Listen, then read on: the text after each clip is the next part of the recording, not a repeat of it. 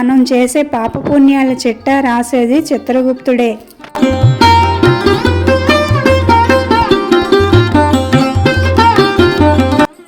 అందరికీ నమస్కారం అండి. నేను విజయ. యాత్రా విశేషాలకు స్వాగతం. ఈరోజు మన యాత్రా విశేషాల్లో చిత్రగుప్తుడి నోము ఏ విధంగా చేయాలి, ఉద్యాపన ఏ విధంగా ఇవ్వాలి, అన్ని నోముల కన్నా ముందు చిత్రగుప్తుడి నోము ఎందుకు చేయాలి అనే విషయాలన్నీ తెలుసుకుందామండి. ముందుగా నేను మొన్న కుంకుమ గౌరీ నోము ఉద్యాపన వీడియో పెట్టానండి. అందులో నోములు ఎలా పట్టాలి, ఉద్యాపన ఎలా ఇవ్వాలి అన్నీ చెప్పాను. అలాగే పుస్తకం ఎక్కడ దొరుకుతుంది, ఎలా ఉంటుంది కూడా చెప్పానండి. అయినా కూడా పుస్తకం చూపించండి ఎలా ఉంటుంది, ఎక్కడ దొరుకుతుంది అని చాలామంది కామెంట్స్ పెట్టారండి. ఈ వీడియో చివరిలో పుస్తకం కూడా చూపిస్తాను. వీడియో అంతా స్కిప్ చేయకుండా చూడండి. పార్వతీదేవి అనుగ్రహం వలన పూర్వం ఋషులు స్త్రీల అభ్యున్నతి కొరకు దాదాపుగా 108 నోములు చెప్పటం జరిగిందటండి. ఈ 108 నోములకు కూడా శిరస్సు లాంటిది చిత్రగుప్తుడి నోమట. మనము 108 నోములు నోచుకున్న ఈ చిత్రగుప్తుడి నోము నోచుకోకపోతే ఈ 108 నోముల యొక్క ఫలితము మనకు రాదటండి. అందువల్ల చిత్రగుప్తుడి నోము నోచుకున్న తర్వాతే ఏ నోము ఫలితమైనా మనకు లభిస్తుంది. అయితే ఈ చిత్రగుప్తుడి నోము ఏ రోజు పడితే ఆ రోజు నోచుకోవటం కుదరదండి. అయితే ఈ నోము కేవలం ఉత్తరాయణంలోనే రథసప్తమి లేదా మహాశివరాత్రి నాడే నోచుకోవాలండి. అయితే ఈ నోముని చిత్రగుప్తుడి నోము అని ఎందుకంటారో ఇప్పుడు మనం తెలుసుకుందామండి.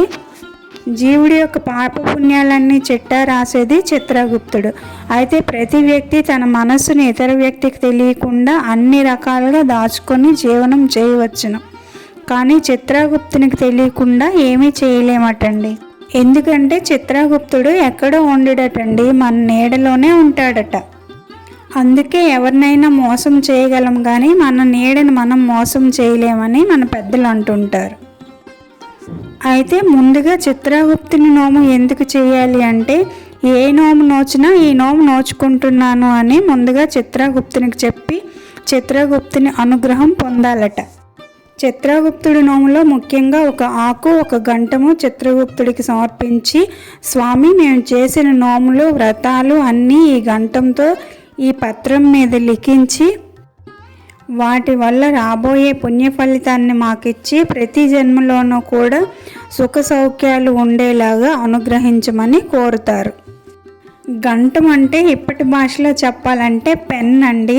అప్పుడు రాసే పరికరాన్ని గంటం అని అనేవారు. దాని పేరు తెలియక గంట అంటున్నారు. అది గంట కాదండి, గంటం. గంట అంటే ఆరతిచ్చేటప్పుడు వెలిగించేదండి. ఇప్పుడు చిత్రగుప్తుడి నోము ఉద్యాపన ఎలా ఇవ్వాలో చూద్దామండి. 5 కుంచాల ధాన్యం పట్టిన ఒక అంచులేని మేదర బుట్టను కొనుక్కోవాలండి. అంచులేనిది అంటే పైన పట్టుకోవడానికి గ్రిప్ ఏమీ ఉండదండి. అంతే, ఇదిగో ఈ ఫోటోలో కనిపిస్తుంది కదా, అలా ఉంటుంది.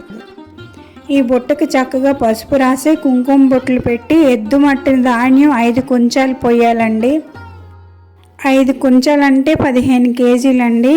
ఎద్దు మట్టిన ధాన్యం అంటే ముందు కాలంలో ధాన్యాన్ని వేరు చేయటానికి ఎద్దులను ఉపయోగించేవారు. ఇప్పుడైతే ట్రాక్టర్స్తోనే అయిపోతుంది కాబట్టి మనకు ఆ సమస్య లేదులేండి. ఎందుకైనా మంచిది షాపులో కొనుక్కున్న, రైతుల దగ్గర తీసుకున్న చిత్రగుప్తుడి నోముకని అడిగి తీసుకోండి. తర్వాత బుట్ట చుట్టూ ఒక వెండి తీగను చుట్టాలండి.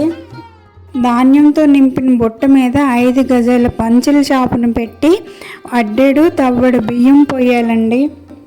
అడ్డెడు తవ్వడు అంటే 2 కేజీలన్నర బియ్యము. తర్వాత ఒక గుమ్మడి పండును, ఒక బెల్లం దిమ్మను పెట్టాలి. ఆ తర్వాత ఇందాక మనం చెప్పుకున్న పత్రము, గంటము. ఇది వెండి రేకు, బంగారం పెన్ అండి. బంగారం షాపులో అడిగితే ఇస్తారు, ఎక్కువ రేట్ ఏమీ ఉండవండి. దక్షిణ తాంబూలాలు స్వయం పాకంతో పురోహితునికి ఇవ్వాలండి. ఈ నోము నేను చాలా ఏళ్ళ క్రితం చేసేసాను, అందుకే వీడియో పెట్టలేకపోతున్నాను.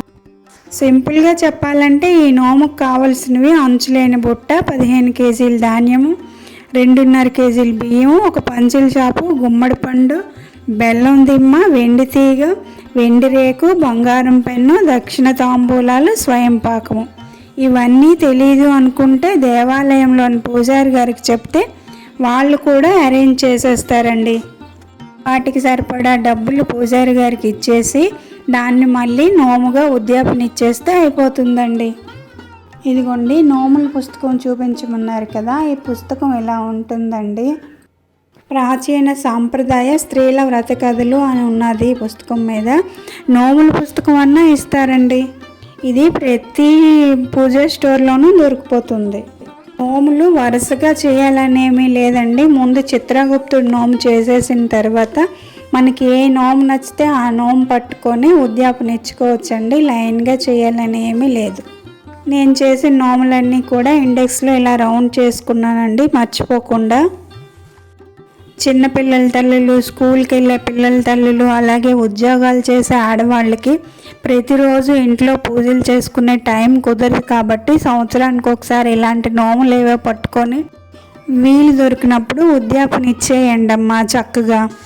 నోముల్లో కూడా సంవత్సరం పొడుగు చేసే నోములు కొన్ని ఉంటాయండి, ఎత్తి నోములని కొన్ని ఉంటాయండి. అవి అయితే ఈజీగా ఉంటుంది, ఒకసారి పట్టేయడం ఒకేసారి ఉద్యాపన ఇచ్చేయడం. పెద్ద పెద్ద నోములు పట్టలేని వాళ్ళు ఇలాంటివి చేసుకోండి అమ్మా. ఏదో ఒక విధంగా దైవారాధన చేస్తే మనసుకు ప్రశాంతంగానూ ఉంటుంది, ఇంట్లో కూడా సంతోషంగా ఉంటుందమ్మా. వీడియో ఎలా ఉందో కమెంట్ చేసి చెప్పండి. నచ్చితే లైక్ చేసి షేర్ చేయండి. ఇలాంటి ఇన్ఫర్మేటివ్ వీడియోస్ కోసం నా ఛానల్ని సబ్స్క్రైబ్ చేసుకోవడం మర్చిపోకండి. ఇవాళకి ఇంతేనండి. ఇంకో మంచి వీడియోతో మళ్ళీ కలుద్దాం. అంతవరకు సెలవండి. బాయ్.